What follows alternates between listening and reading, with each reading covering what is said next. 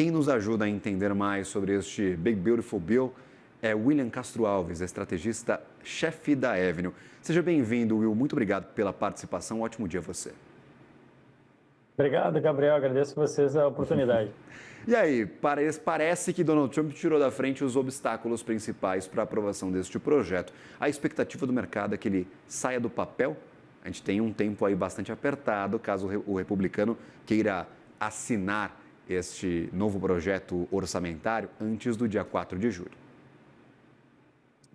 Não, a expectativa sim do mercado é que saia do papel. Agora tem que ver exatamente o que vai sair do papel, né? Qual que vai ser esse projeto? Da forma com que ele foi apresentado e aprovado na Câmara, já não vai ser mais. Ele foi amplamente alterado no Senado.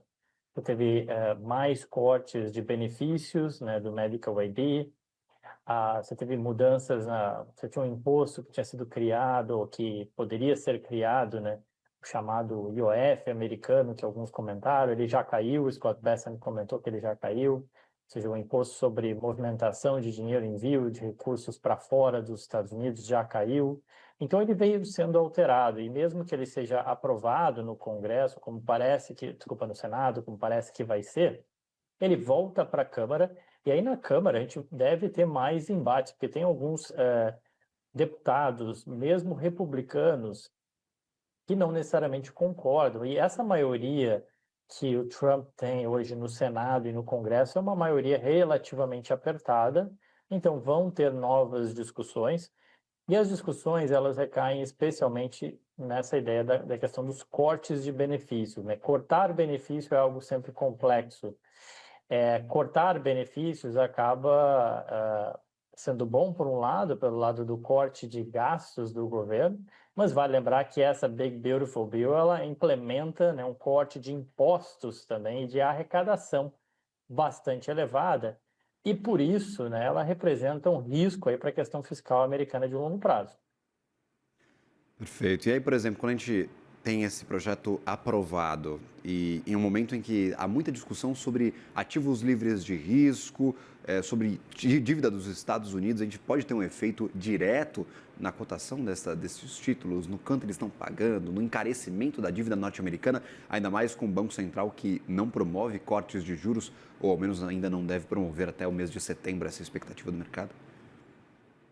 Olha, Gabriel, eu acho que o que tem sido comentado já dessa Big Beautiful Bill é que ela já aumenta, né, e leva a cabo, quando você joga isso para 10 anos, ela pode elevar aí o déficit fiscal americano em até 3 trilhões, 4 trilhões, 5 trilhões de dólares, depende.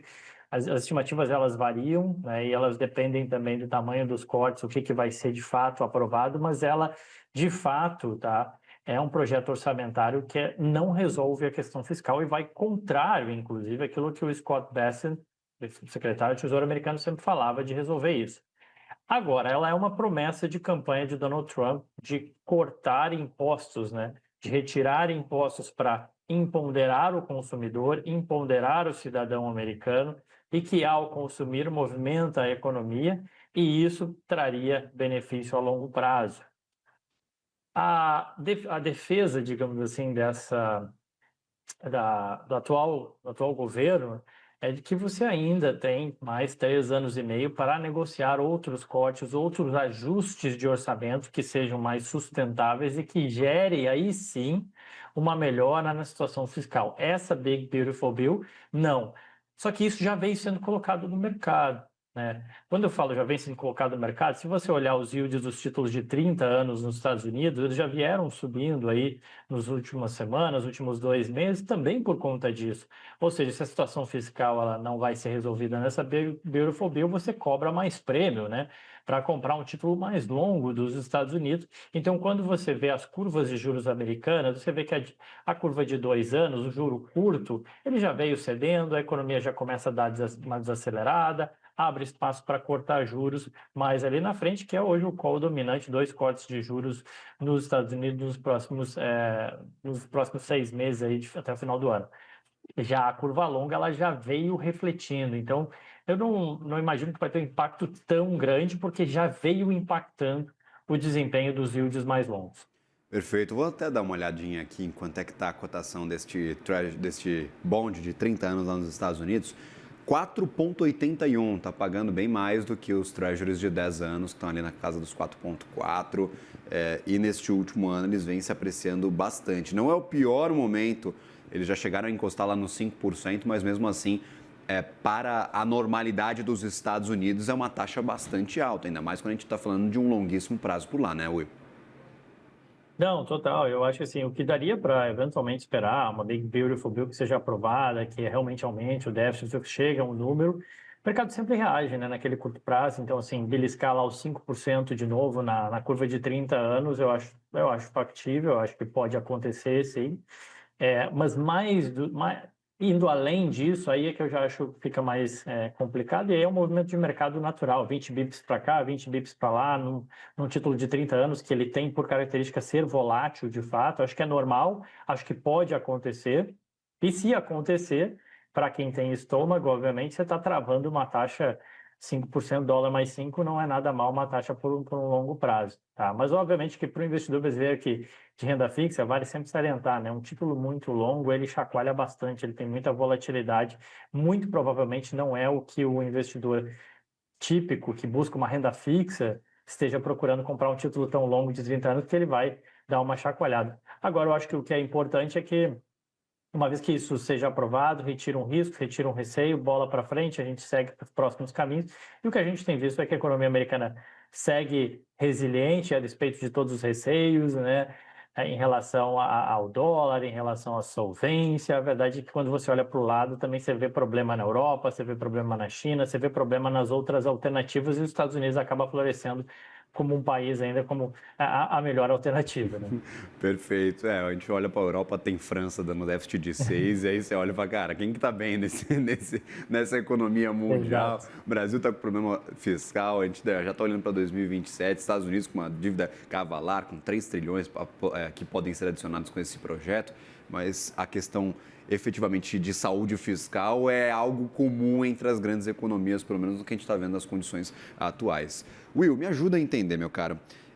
Este projeto de Donald Trump, ele tem efeito apenas no orçamento norte-americano, nesta perspectiva de dívida para o futuro, ou ele também pode ajudar a afastar um pouco aquele receio, aquele medo de uma recessão nos Estados Unidos? Ele tem efeito sobre a atividade? Qual que é a percepção tua? Porque ele mexe com diversos impostos, ele promove cortes para diversos impostos que eram promessa de campanha de Trump no ano passado. Ah, sim, com certeza.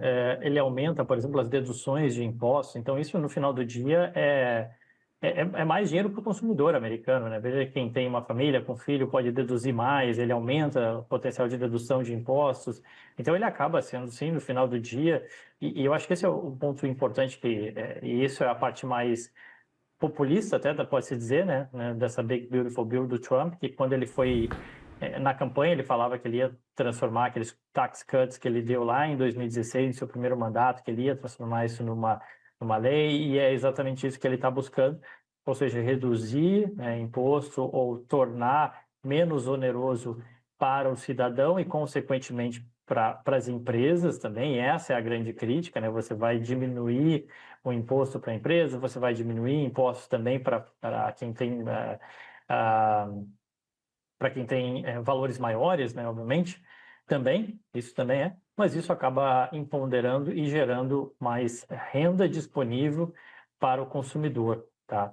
Eu acho que existe muita falácia em relação a essa Big Beautiful Bill, mas a verdade é que o impacto maior, proporcionalmente ou percentualmente, né, na renda, são exatamente para trabalhadores, são para famílias de classe média americana, ainda que também beneficie corporações, ainda que também beneficie os ricos, né? Perfeito. E aí, a última pergunta aqui para a gente encerrar. Eu queria aproveitar a tua presença para a gente falar da semana.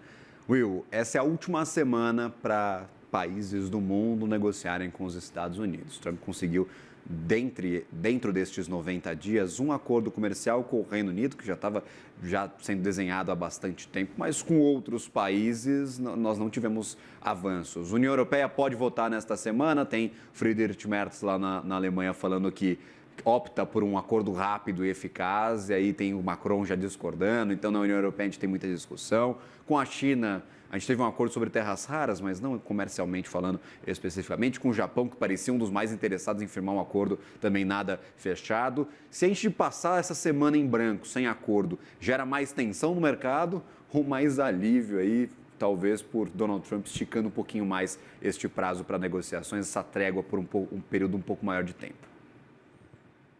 Eu acho que gera incerteza, ela não é boa. Se fala muito que a gente vai ter aí alguns acordos sendo anunciados aí nos próximos dias. Fala em Taiwan, Coreia do Sul, Vietnã, alguns países do Sudeste Asiático. Mas concordo, né? Até agora foi muito pouco, tá? E então precisa entregar alguma coisa. Imagino que o cenário ideal, e eu acho que positivo para o mercado, seria de fato entregar um pouco desses acordos. E eu particularmente não acredito que vai ter um amplo anúncio de um espectro muito grande de países fechando acordo. Acho que o cenário mais provável, tá, seria da postergação. Se fala até no dia 1º de setembro, dia do trabalho nos Estados Unidos, enfim, que poderia postergar até lá, então não vai ser mais 9 de julho, vai ficar lá para 1º de setembro, isso dá um fôlego e mostra que, obviamente, a Casa Branca está aberta a negociações. Foi um pouco daquilo que tem ajudado o mercado S&P na máxima histórica, né? Foi depois daquele choque que foi ali dia 2 de abril, né? Uma Casa Branca extremamente intransigente, as primeiras movimentações era brigando e escalando com a China, né? Você foi tendo uma postura cada vez mais flexível, empurrando, deixando para depois.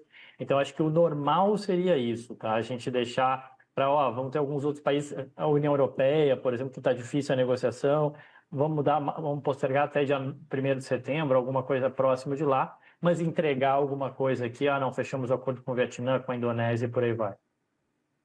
Perfeito. William Castro Alves, sempre bem-vindo à nossa programação, meu caro. Uma ótima segunda-feira para você, uma boa semana. Obrigadão, Gabriel. Forte abraço. Agradecido.